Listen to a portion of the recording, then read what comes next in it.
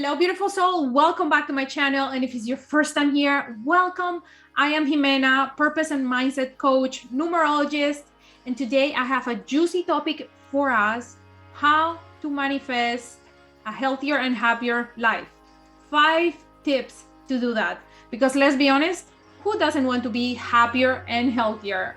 But before we begin, don't forget to subscribe to my channel and stay tuned for the 5 tips until the end. All right, one of my missions, literally my purpose, is to help you connect with your purpose, to step into alignment with your purpose, to deeply get to know yourself so that you can manifest a happier and healthier life. Now, here's the interesting thing about happiness, because it is very similar to success. Happiness and success are very relative and are very unique and specific to you. So the first thing that I want you to do is to ask yourself, what does happiness mean to me? How would I know when I'm happy? Create this mental image. And the one thing that we know for a fact is that happiness is correlated to our health, emotional health as well. Because when we are feeling good, when we're feeling calm, at peace, love, joy, we reduce anxiety, stress, pain, emotionally and physically. So yes, they can go hand in hand. However, happiness again is very, very unique to you and very specific. We live in a world that almost promotes toxic positivity. We see certain emotions as good or bad, and we start to categorize them, which is a big mistake that we make, because that is actually taking us away, moving us away from living a happier and healthier life. And in order to manifest a happier and healthier life, we have to start with what we have right now, because we only have now and the present moment, which is manifesting or creating the future. Now, if we go just by the dictionary, what happiness is a state, it's an emotional state.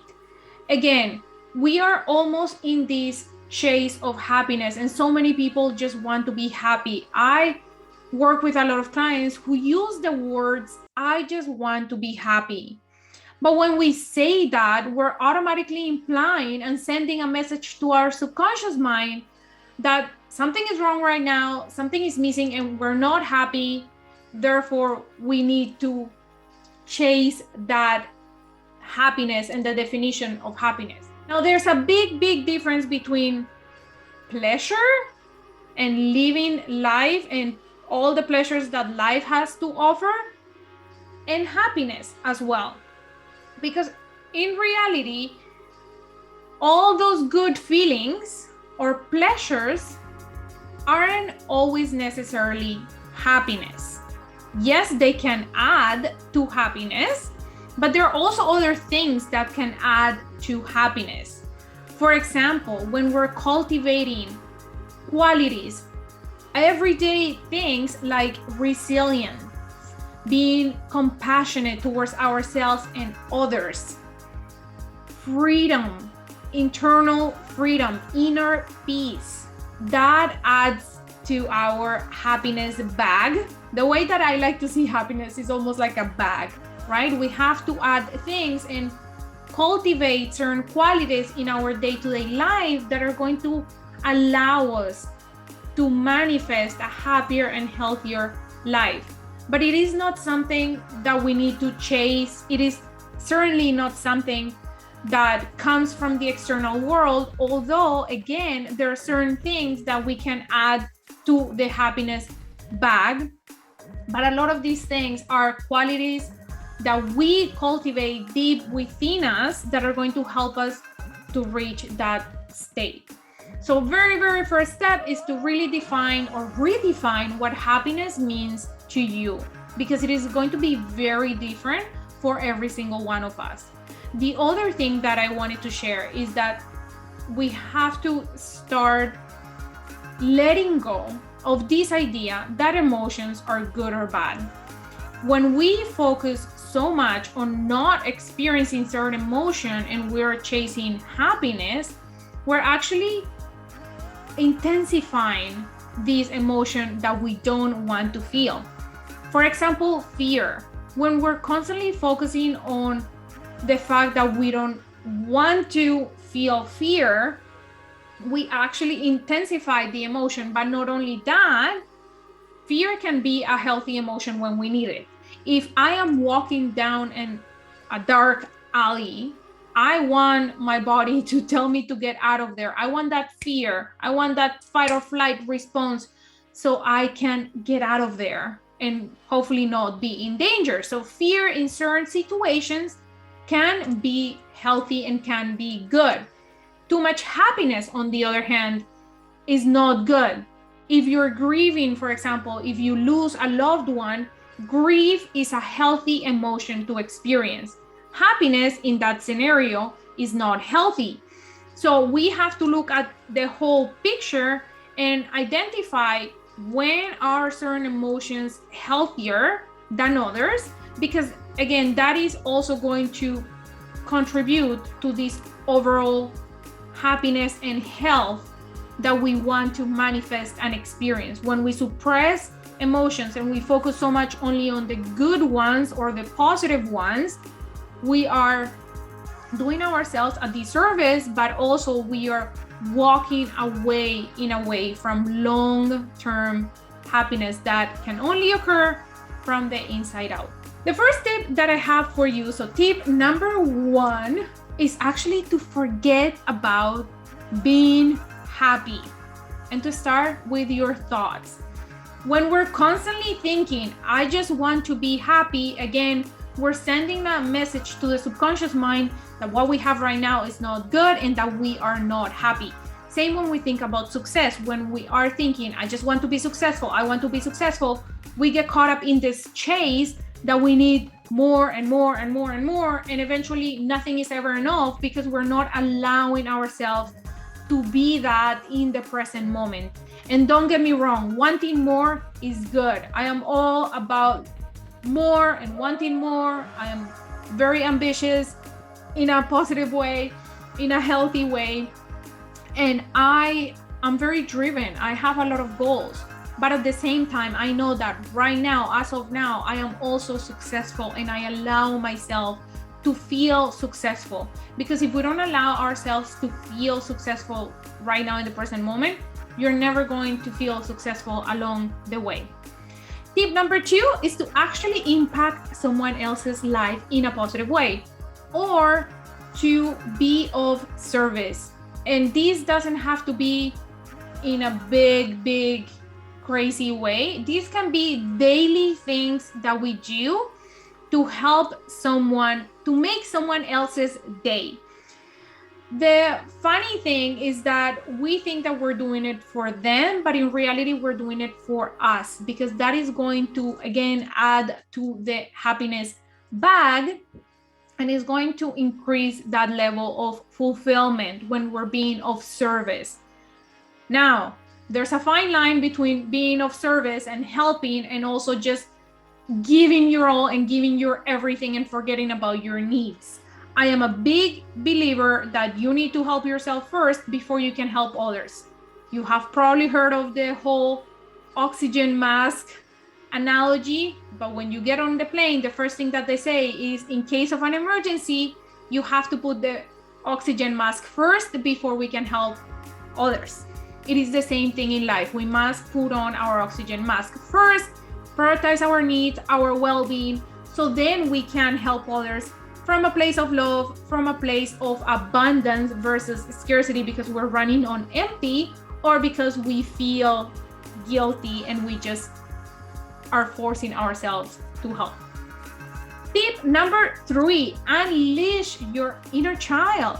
We all have this beautiful inner child within us, but over time we grow up and we think that we need to be serious in order for other people to take us seriously, or we need to be a certain way, we need to behave a certain way. we're not allowed to play, we are not allowed to make mistakes, we have to be perfect. But think about it, nobody wants to be with someone who thinks that they're perfect. Yet we're trying so hard in life to be perfect and to be enough and to be all these things, and we just become or form this persona of who we are not. And when we unleash that inner child, when we tap into our creativity, we're adding into that happiness bag, and we are feeding that side of us that just wants to come out and play and feel all the amazing feelings that come from playing. Tip number 4, you can actually eat certain foods that are going to bring you a sense of happiness. Certain foods can actually have tryptophan, which is an amino acid that can stimulate more serotonin, which is that feel-good neurotransmitter. So when we eat certain things like chocolate, for example, or nuts or sardines, or certain fish has tryptophan that will increase serotonin.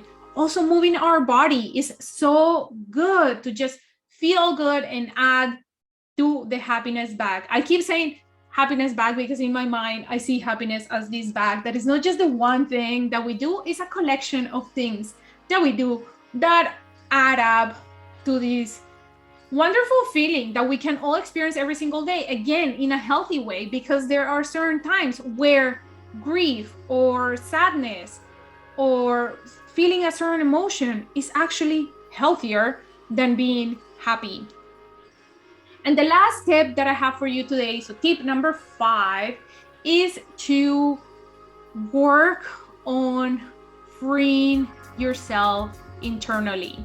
In numerology, we see this as the energy of number 5, which is all about freedom, flexibility, flow, movement, just the ability to be yourself, to flow, to embrace change, to detach from things and beliefs and thoughts in this physical world, and to embrace the whole journey, which again, I know it's easier said than done sometimes, but again, when this is probably the tip that is going to take the longest maybe to accomplish or to master, even though we never fully master these, we're always a work in progress.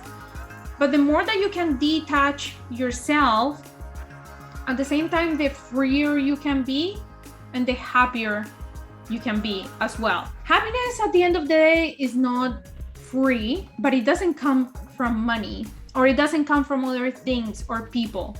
If you truly want to be happy, there's a price that needs to be paid, and that price is to let go, to surrender, to let go of those stories and limiting beliefs that keep you stuck, that keep you playing small, that keep you trying to be someone who you are not, this persona that you have created based on society's standards or what we've been told as to what we should do versus what you truly want to do. So when we start to let go of this idea as well, that something is constantly missing, that something is wrong, that we're not happy, and that we have to chase this happiness, when we start to let go of this idea, we also allow ourselves to experience feeling good and feeling happy in the moment, in the now, because this is the only thing that we truly have. So when you let go, when you detach, you're free, and it's only when you're free that you can allow yourself to truly experience this feeling. So I hope that you enjoyed this video. Don't forget to let me know in the comments what you think. If you want to add anything else to the conversation, share with a friend, share with someone you love. Remember that making someone else's day is also part of the happiness bag. And if you want to connect with me, you can always DM me at mena.cardenas in all social media platforms. And I hope that you enjoyed this video. I will see you next time. Bye.